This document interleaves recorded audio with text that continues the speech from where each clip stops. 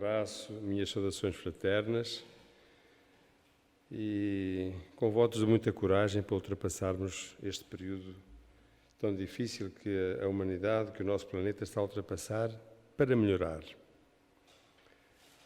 E para ajudar-nos a entender a melhoria ou porque é que o planeta está a passar por isto, trago-vos hoje uma palestra sobre a lógica na espiritualidade. Ela não tem diretamente a ver com o Covid-19 em questão, mas tem, acima de tudo, para entendermos, ou pelo menos refletirmos, sobre a lógica do espiritismo e da espiritualidade. Ela começou a ser debatida há 384 anos antes de Cristo, com Aristóteles, o filósofo grego. Foi ele que fundou, entre outras coisas, a lógica. E trago-vos uma frase mais recente, contemporânea, de Jackson Brown, que nos diz que a maior de todas as ignorâncias é rejeitar uma coisa sobre a qual você nada sabe. Isto é típico do ser humano, que quando não sabe alguma coisa sobre determinado assunto, a primeira coisa que fazemos é rejeitar, é dizer não acredito, não pode ser, etc. Então o trabalho desta noite é entendermos porque é que vamos utilizar a lógica para, que é uma coisa matemática, pura e simples, como é que vamos utilizar a lógica para entendermos o espiritismo. É muito comum, todos os dias, ouvirmos falar que alguma coisa é lógica ou ilógica. Porém, pouquíssimas pessoas sabem fazer isto com base na ciência. A lógica é a única ferramenta que nos pode orientar em direção à verdade ou o mais próximo possível dela. Sem a lógica, ficamos reféns dos donos da verdade, dos dogmas absolutos, que não podem jamais ser questionados. Então, na análise que vamos fazer sobre as religiões, a primeira pergunta que eu faço é se Deus é justo. E a resposta que eu já dou é sim, sem qualquer sombra de dúvida. Todos aqueles que acreditam na existência de um ser criador de todas as coisas admitem que Ele, Deus, é perfeito e possui todas as virtudes. Seria ilógico imaginar Deus sujeito às nossas imperfeições. Portanto, se Ele é perfeito, é acima de tudo justo. Justiça quer dizer a virtude de dar a cada um aquilo que é seu, segundo o dicionário. Então, a primeira conclusão que nós tiramos é Deus é justo. O segundo ponto, a segunda pergunta que eu coloco é: seria justo impor um sofrimento a alguém sem que este tenha merecido tal sofrimento? E respondo, a resposta é não. Tal ação vai de encontro ao próprio conceito de justiça que vimos atrás. Então, a conclusão, a premissa 2, diz-nos que não é justo impor um sofrimento a um inocente. E continuamos por essa análise. E eu pergunto, porquê é que algumas pessoas já nascem defeituosas ou doentes e outras não? Seria justo que Deus fizesse pessoas sofrerem desde o nascimento por algo que elas não fizeram ou pelo que outras pessoas fizeram?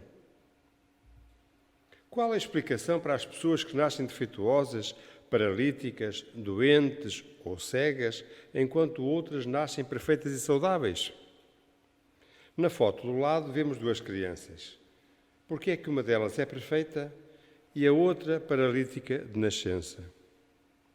Por que é que uma nasce com esse sofrimento e a outra não? Se houvesse apenas uma vida e se tivéssemos como objetivo atingir a chamada salvação, por que então alguns nascem com mais condições para atingir esse objetivo do que outros? Uns nascem em famílias estruturadas, que lhes dá educação, bons exemplos de moral e os encaminham para o bem. Outros nascem em famílias desestruturadas, no meio da extrema miséria, sem nenhum tipo de referência moral, às vezes vítimas já cedo da violência e de todo o tipo de mazelas. Deus, na sua justiça, não podia ter criado almas mais perfeitas e outras menos perfeitas, como podemos ler no Livro dos Espíritos. A conclusão lógica desta análise é que Deus não pode ser justo e cometer injustiças ao mesmo tempo. Ou é ou não é. E Ele é justo. Se existisse apenas uma vida, então Deus estaria impondo a alguns, desde o nascimento, sofrimentos terríveis, sem que os mesmos tenham merecido. Deus estaria assim sendo injusto. Então, por que é que vamos utilizar a lógica para entender a espiritualidade? Diz-nos o Livro dos Espíritos. É muito comum todos os dias ouvirmos alguém falar de alguma coisa ser lógica ou ilógica. Porém, poucas pessoas sabem fazer disso com a base científica. A lógica é a única ferramenta que pode nos orientar em direção à verdade, ou o mais próximo possível dela. Sem a lógica, ficamos reféns dos donos da verdade, dos dogmas absolutos, que não podem jamais ser questionados. Então, vamos aplicar a lógica à espiritualidade, ainda no Livro dos Espíritos. Admitida a existência da alma, se não há reencarnação, não há mais do que uma existência corporal para cada criatura. Logo, se a existência do corpo é única, então a alma de cada criatura foi criada no nascimento. Caso contrário, a alma já existia. Então, em que é que ficamos? Se ela já existia, qual era a situação? Tinha ou não consciência de si mesma? A sua individualidade era progressiva ou estacionária? Qual a situação dela ao tomar o corpo? Admitindo que a alma foi criada com o corpo ao nascer e que ela é a responsável pelas ações da criatura, então como seriam explicadas as próximas questões que eu vou colocar? Por que é que a alma revela aptidões tão diversas e independentes das ideias adquiridas pela educação? Segunda pergunta. De onde vem a aptidão extranormal de algumas crianças de pouca idade para esta ou aquela ciência, enquanto outros permanecem inferiores ou medíocres por toda a vida? Terceira questão. De onde vêm para uns as ideias intuitivas que não existem para os outros? Quarta pergunta.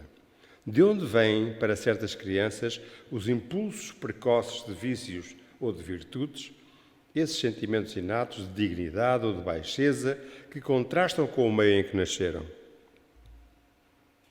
E a pergunta número 5 que eu coloco é: por que é que algumas pessoas, independentemente da sua educação, são mais adiantadas do que as outras? E a última pergunta: por que é que há selvagens e homens civilizados?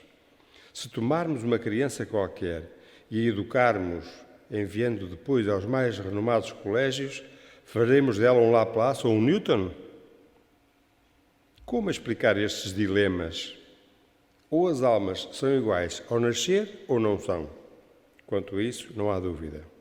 Se são iguais, por que estas tamanhas diferenças de aptidões? A lógica tem estas perguntas. A lógica vive da explicação das perguntas. Os materialistas dirão que depende do organismo, mas neste caso o homem não seria mais do que uma máquina, joguete da matéria. Não teria a responsabilidade dos seus atos. Tudo poderia ser atribuído às suas imperfeições físicas. Se as almas são desiguais, foi Deus que as criou assim? Então por que é que essa superioridade inata conferida a uns e a outros não? Por que é que essa parcialidade estaria conforme a sua justiça e ao amor que dedica por igual a todas as criaturas? E além disso, mesmo enfrentando todas essas adversidades, tais pessoas ainda teriam que ser julgadas após a morte e poderiam até mesmo ser condenadas à pena eterna pelos erros que cometeram em apenas uma vida. Que lógica tem isto? Quanta desventura, quanta injustiça nestas premissas. Além de serem injustiçadas pela sociedade, seriam injustiçados pelo próprio Deus. E isso nunca pode acontecer. Como explicar o caso de pessoas que, mesmo tendo sido boas durante toda a sua vida, são surpreendidas com doenças terríveis? Ou ainda são vítimas de terríveis acidentes? Como é que podemos explicar isso? Enquanto outras pessoas passam por toda a vida sem conhecer tal infortúnio. Poderíamos dizer que uns têm azar e outros têm a sorte? Se nós fôssemos criados por Deus no momento do nascimento, apenas no momento do nascimento, e não existissem vidas anteriores, qual seria o critério que o Criador usaria para escolher quem seria saudável, perfeito, e quem seria deficiente, cego, etc. A única explicação, então, seria a sorte ou o azar. Não haveria uma explicação mais coerente? Isto é absurdo, não faz nenhum sentido. Imaginemos um pai que tenha 2 filhos. A um deles dá carinho, educação, roupas, alimentação. Ao outro não dá carinho, não dá educação. Pelo contrário, o trama de forma agressiva, impondo-lhe todo tipo de sofrimento desde a infância. Tudo isto sem nenhum motivo que justificasse tal tratamento. Seria isto justo? É claro que não. Então, se não é justo que um pai proceda desta forma, será que Deus, sendo infinitamente sábio e justo, poderia agir assim? Evidentemente que não. Logicamente que não. Outros dizem que sofremos devido ao que nossos pais ou antepassados fizeram, ou até pelo mesmo pecado original cometido por Adão. Novamente eu pergunto, faz algum sentido alguém pagar por aquilo que outra pessoa fez? Imaginemos uma pessoa sendo presa porque o seu pai cometeu um crime e a polícia não conseguiu prendê-lo. Então o filho, que estava inocente, teria que pagar pelo crime do pai. Seria Deus assim tão injusto? Mais uma vez a resposta é não. Então, entramos na parte final da palestra. Qual a resposta lógica? A resposta lógica está neste desenho das sucessivas reencarnações do mesmo espírito em corpos diferentes, maiores, mais novos, mais pequenino, mais bebê. Aliás, reencarnação essa que foi aceita pela Igreja Católica até o ano de 553. A Igreja reconhecia a reencarnação. E nesse ano, essa tese foi recusada no segundo Concílio de Constantinopla, não pela Igreja ou pelo Papa, mas pelo Imperador Justiniano, por influência da sua esposa, ex-prostituta, que não lhe achava conveniente a lei do karma. E então, no seu próprio interesse, a Igreja deixou de reconhecer, de aceitar a reencarnação. A doutrina da reencarnação é a única que oferece, é uma resposta lógica, é a única que oferece uma explicação lógica e um conceito justo. Deus jamais impõe sofrimentos a quem quer que seja e ninguém sofre sem merecer. Este é o objetivo da reencarnação. Na pergunta, na questão 132 do Livro dos Espíritos, está lá: Deus determinou aos espíritos a necessidade de encarnar para alcançar a perfeição e de colaborarem na criação. Deus criou leis sábias e justas que regem a harmonia de todo o universo. Dentro dessas leis, destacamos as 3 principais leis: a lei da evolução, a lei do livre-arbítrio e a lei de causa e efeito. A lei da evolução diz-nos que tudo no universo caminha para a evolução, seja no mundo mineral, no vegetal, no animal, no espiritual. Então, a maior razão de estarmos aqui neste planeta é trabalharmos em prol da evolução do nosso espírito. Em segundo lugar, vem uma lei muito importante, que é a lei do livre-arbítrio, aquela em que nos permite escolher o nosso caminho. Deus cria os espíritos simples e ignorantes e dá a todos os seus filhos as mesmas condições iniciais para que atinjam a evolução. E aqui é que está o grande problema da nossa vida, é escolhermos por que caminho devemos ir ou queremos ir. Cada um tem o seu próprio livre-arbítrio, ou seja, o poder de escolher quais caminhos deverá seguir. Nem Deus interfere nesse direito. É uma lei dele, mas ele não interfere na nossa decisão. E por último, talvez seja a lei divina mais importante da espiritualidade, que é a lei de causa e efeito. Ao fazermos as nossas escolhas na vida, recebemos os resultados positivos ou negativos dessas mesmas escolhas. Ou seja, de uma forma muito simples, colhemos aquilo que semeamos. E a sementeira pode ser facultativa, fazemos ou não, mas a colheita é sempre obrigatória. E na lei de causa e efeito, Deus não precisa ficar a cada erro nosso nos punindo. Deus não pune ninguém. Ou a cada acerto nos premiando. Deus não nos dá prémios. Aliás, Deus nunca pune ninguém. Nós mesmos nos punimos através de ações erradas. E esta punição é o nosso livre-arbítrio a funcionar. Escolhemos as coisas erradas, vamos tropeçar, vamos pelo caminho das pedras, vamos tropeçar várias vezes, vamos ter as consequências dessas nossas escolhas. A Terra é uma grande escola, na qual os alunos podem escolher estudar ou passar de ano. Ou então, nem uma coisa nem outra, e chumbam e ficam a repetir o ano. É o que nós estamos a fazer na Terra há milhares de anos. É repetir o ano, repetir. Lá vamos de vez em quando passando um anito e tal. Mas isto é como na escola. Temos de ir evoluindo, começar na escola primária, evoluímos, vamos para o secundário, evoluímos, vamos para a universidade e por aí vamos. A vida é mesmo assim. Cada vida nossa é como um ano letivo, até que um dia o aluno atinja um tal nível evolutivo em que poderá deixar a escola indo para as escolas mais evoluídas. É o que se passa com o nosso espírito. Quando, à medida que vamos evoluindo, vamos também mudando de mundos à guarda do nosso Pai e vamos evoluindo noutros mundos mais evoluídos que a Terra. Então assim se explica, de forma bastante coerente, a situação das pessoas que já iniciam a vida sob condições difíceis. Esta fotografia é chocante, mas eu coloco muitas vezes porque é um exemplo, é um mau exemplo, neste caso, para a Igreja. Estas crianças cheias de fome, à espera de lhe matarem a fome com um pouco de pão ou de arroz, já nasceram com estas dificuldades. Porquê?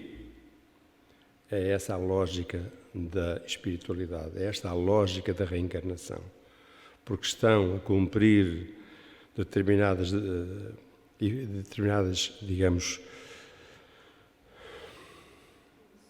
punições, não gosto do termo punir, mas estão a cumprir condições daquilo que fizeram em vidas anteriores. Qualquer um de nós, como? Consequências, exatamente. Estava-me a faltar a palavra. Qualquer um de nós pode passar por isto. Qualquer um de nós, no presente, pode passar por esta situação. Então, na verdade, elas estão colhendo os frutos das ações erradas cometidas em outras vidas. Isto é a lei de causa e efeito. Porém, Deus, na sua infinita misericórdia, ao invés de condená-los ao fogo eterno do inferno, como nos explicam outras criaturas, dá-lhes sempre uma nova chance. Na sua eterna misericórdia, Deus dá-nos sempre a possibilidade de melhorarmos. David não foi desta vez, vai lá mais uma vez a ver se consegues melhorar um pouquinho. E dá-me sucessivas oportunidades para eu melhorar, para nós melhorarmos. E nós continuamos tontos a desperdiçar essas oportunidades. Vivenciamos agora o resultado de tudo aquilo que fomos nas vidas passadas. Aliás, a nossa vida atual é a chance que temos para pagarmos qualquer mal que tenhamos feito e reparar os mesmos. Somente espíritos muito evoluídos que reencarnam em missão, utilizando o seu livre-arbítrio, vêm até este plano e aqui podem vir a sofrer, porém por sua própria escolha, espírito de missão. para que, através dos seus exemplos, possam trazer luz à humanidade a que tanto amam. O exemplo de Jesus, nosso irmão maior, que nos deu esse exemplo sublime e único na nossa história. Nós, ainda imperfeitos, estamos sujeitos à expiação. Colhemos hoje o que plantámos no passado, em outras vidas. E colheremos amanhã o que estivermos plantando hoje. Até que venhamos a atingir um grau de perfeição e pureza espiritual em que não precisaremos mais de reencarnar na Terra. Como nos dizia Emmanuel, espalhem alegria e um dia virão recolher esses raios de luz que deixaram espalhados. E continuaremos nossa evolução nos planos espirituais mais elevados. Termino com o último slide, uma mensagem final que está escrito no Dolmen de Allan Kardec em Paris, no seu túmulo: nascer, morrer, renascer ainda e progredir sempre, tal é a lei de Deus. Que Jesus nos abençoe. Muito obrigado pela vossa paciência que tiveram em ouvir-me e muita coragem para ultrapassar as dificuldades dos próximos tempos. Muito obrigado.